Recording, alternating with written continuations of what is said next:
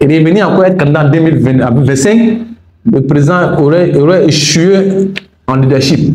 Nous souhaiterions que le président entre dans l'histoire en se mettant en marge de ces élections présidentielles. Lui-même est candidat, cela démontrerait qu'il a échoué.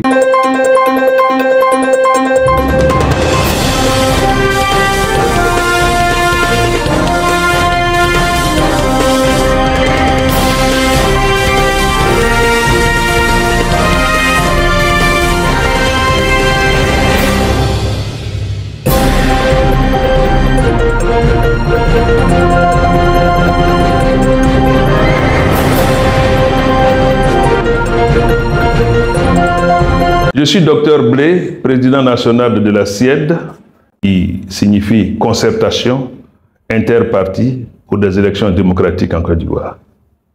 Alors, cette émission, pour donner la parole aux Ivoiriens, à nos leaders politiques, pour qu'ils s'expriment sur nos élections et donnent aussi des conseils à nos populations et à nos acteurs politiques.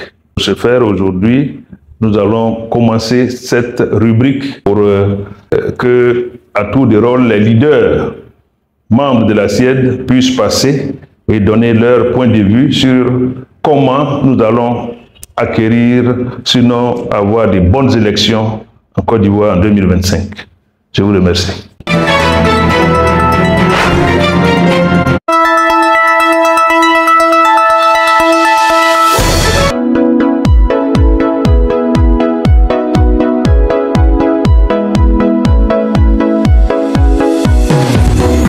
Merci. Je tiens d'abord à remercier la consultation interpartie pour les élections démocratiques, la CIED, qui nous donne l'opportunité de nous prononcer sur la situation sociopolitique à travers sa tribune qu'elle a mise en place, la voix aux partis politiques. Et nous sommes à quelques mois des élections présidentielles et nous voyons que la scène politique s'anime, est beaucoup animée. Cela est un bon signe pour la démocratie en Côte d'Ivoire. Mais nous avons quand même un doute parce qu'à travers cette animation, nous voyons le calme avant la tempête. Parce qu'à travers cette animation, les acteurs politiques mettent à jour plusieurs problèmes qu'il faut régler avant d'arriver aux élections préférentielles 2025. Et nous pensons que si ces problèmes n'ont pas trouvé de solution, on risque d'avoir une élection présidentielle mouvementée, peut-être même qui vienne conduire à une crise post-électorale ou pré-électorale. Tout bon observateur a déjà pressenti, bien voir venir à l'horizon une crise post-électorale. Les acteurs majeurs qui ont animé la scène politique depuis 30 ans font encore leur retour. Et ce sont ces acteurs aujourd'hui qui essaient d'organiser plus ou moins l'opposition. Il y a Mme Gbagbo qui, entourée des acteurs politiques, à la menace du PDCI, a tenu une conférence de presse pour énumérer plus de problèmes. Il y a le président Gbagbo qui a lancé un appel à l'unité de l'opposition également. Donc, ce sont les mêmes acteurs hier qui ont animé la scène politique ivoirienne font un retour fracassant sur la scène politique. Et ces acteurs-là ne sont pas libres de tout mouvement. Et nous avons peur que ces élections-là soient mouvementées.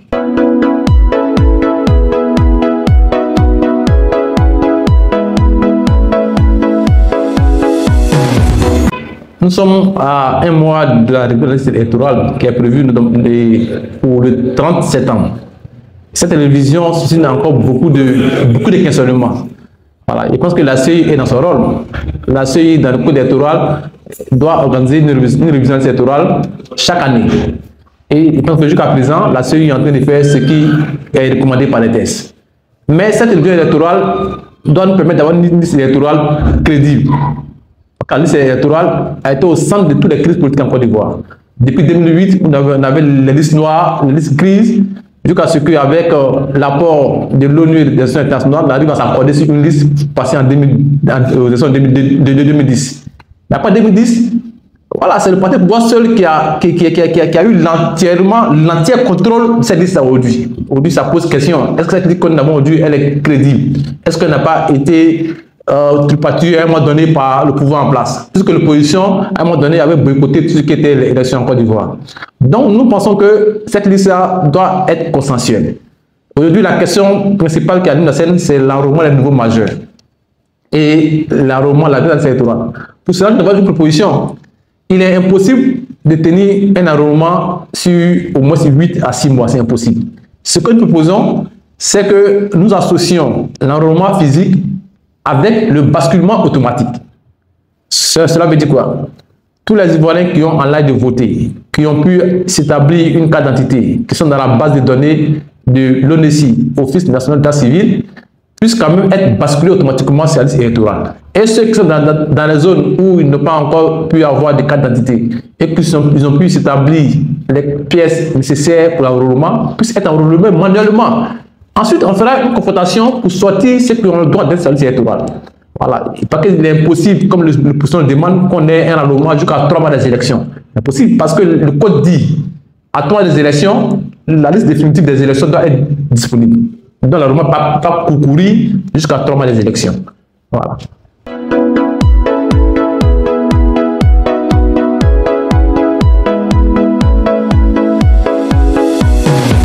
Oui, il y a les mêmes acteurs qui reviennent, les acteurs majeurs de la crise 2010. Nous pensons que nous avons les mêmes acteurs, mais ce n'est plus le même peuple. De 2010 à 2024, le peuple a changé. Le peuple a gagné en sagesse. Le peuple a gagné en visibilité. Le peuple aujourd'hui est mature. Il peut dire en Djemé, les Ivoiriens. Les Ivoiriens d'hier, 2010, qui se mobilisaient pour suivre les leaders au prix de leur vie, n'est plus ce Ivoirien aujourd'hui de 2024. Aujourd'hui, qui sait plus ou moins décerner ce qui est mieux pour lui. Voilà. Donc, les acteurs peuvent toujours venir parce que la population a pris conscience. Aujourd'hui, avec tout le travail abattu par les organisations de la société civile, les travaux de sensibilisation, je pense que les populations sont aujourd'hui focalisées sur leur bien-être. Voilà, aujourd'hui, ils font face à la chercheur de la vie, ils font face à des décrépissements.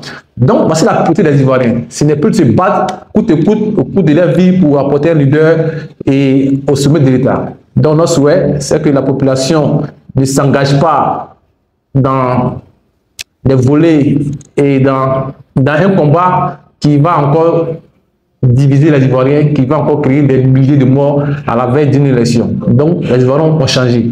Les acteurs politiques peuvent jouer leur rôle, hein. C'est d'amener les Ivoiriens à adhérer à l'idéologie. Mais nous devons épouser l'idéologie, mais pas aller au-delà de l'idéologie. Voilà, on n'est pas prêt pour déchirer la Côte d'Ivoire. La Côte d'Ivoire aujourd'hui était une oasis de paix dans la sous-région. Nous devons garder jalousement notre liberté, notre quiétude et notre stabilité. Quels que soient les défis que nous avons, c'est à travers le dialogue de nous asseoir, trouver une solution à cela. Voilà pourquoi j'invite le président de la République à ouvrir une autre phase de dialogue politique. Voilà. Parce que le second dialogue politique a été déterminé, les recommandations ont été claires. Il y a mettre en place un cadre de concertation que nous voyons régulièrement pour débattre des questions qui minent la scène politique. Ce cadre n'a pas été mis en place. Voilà pourquoi aujourd'hui le président demande un dialogue politique. Il faut qu'on discute. Voilà. Là, on va dire, n'est pas ça électoral. Qu'est-ce qu'on fait? Est-ce qu'il faut l'admettre? Il faut le réinscrire? Il y a Sorodium qui a en exil depuis 5 ans. Qu'est-ce qu'on fait? Il y a Blé Goudé aujourd'hui qui est de retour, qui est condamné à 20 ans d'emprisonnement. Qu'est-ce qu'on fait? Voilà. Il faut discuter autour des sujets-là.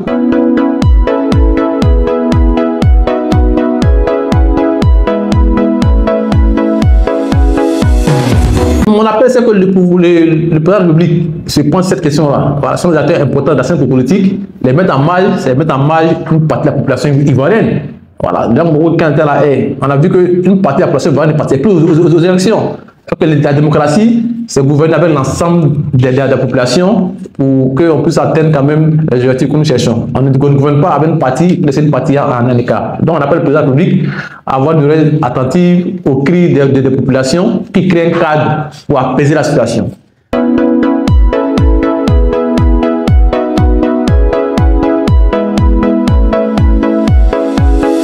Les organisations et les cadres du parti au pouvoir il faut relayer à longueur de journée que le président actuel est le candidat naturel.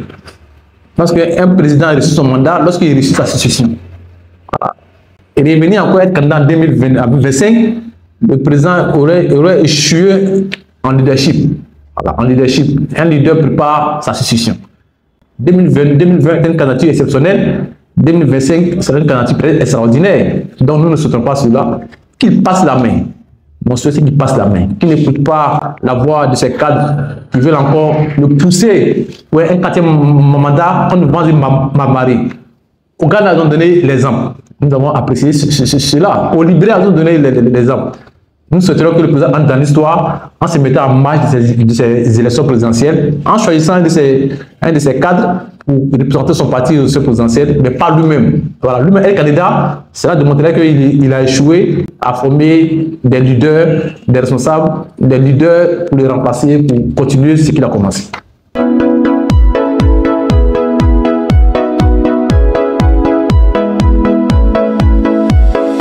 J'appelle les acteurs politiques à la maturité. Voilà. Les discours d'hier n'ont pas prospéré en 2025. Les hommes ont changé, les temps ont changé, les acteurs ont changé. Nous, les jeunes hier, qui étaient au four au moulin pour porter ces leaders-là, nous sommes des responsables. Nous voulons aujourd'hui assumer pleinement notre rôle de responsable. Nous ne sommes pas prêts aujourd'hui à descendre pour accompagner encore ces leaders-là à diviser notre pays, que nous comptons diriger très bientôt. Alors, nous demandons au gouvernement de créer le cadre de dialogue, de concertation. On n'a pas d'autre voie à part le dialogue. La première voie, elle est une et indivisible. Nous sommes tous les fils de ce pays. Discutons, créons les cadres pour qu'on ait des élections apaisées. La commission électorale est au centre des débats. Cette CIA atteint son mandat en 2025. Donc, nous devons discuter pour mettre en place une nouvelle commission électorale consensuelle, inclusive, pour que chacun puisse être à l'aise et assurer que ces élections-là seront effectivement les résultats des urnes. Ces pouvoirs qui sont aujourd'hui, le RADP, le PPACI, le FPI, sont ceux-là depuis 1995 qui ont lutté pour créer cette commission-là. Donc aujourd'hui, ils ont le droit d'accorder la crédibilité, parce que c'est leur souhait qu'il y a aujourd'hui. Voilà. Donc nous souhaiterons qu'on crée un cadre de dialogue politique pour qu'on puisse se concerter, trouver des solutions aux questions qui minent notre système électoral et aller à ces élections-là dans le calme, dans la quiétude, et que ce soit une fête. Les Ivoiriens votent des programmes, mais pas des personnalités.